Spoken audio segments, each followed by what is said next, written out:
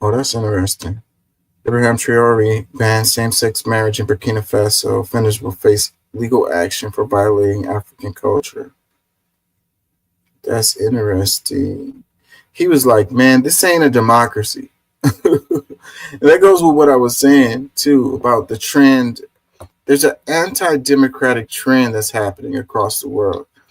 And I mean, it depends on how you look at it, but it may not be a bad thing necessarily. I mean, it depends on the perspective, and it also depends on which country, and it depends on which policies they are actually implementing or whatever, and if they're actually looking out for their people or not.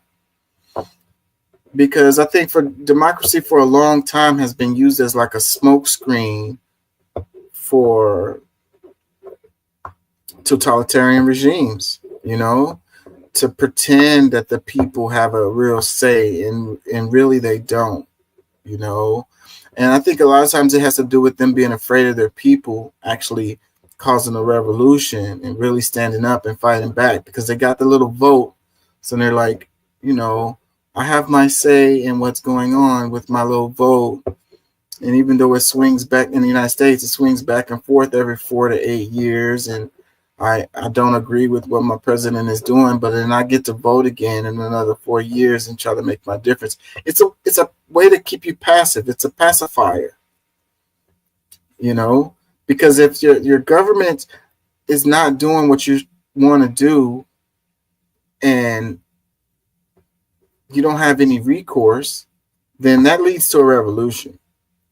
That leads to heads getting cut off, and that leads to whole regime change.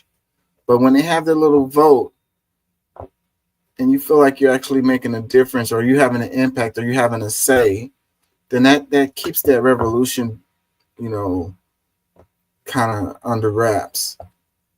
Anyways, that's what I think. I think we're due for a revolution too. And I don't think that the vote is going to keep on working. I think that's, anyways, let's look at some headlines.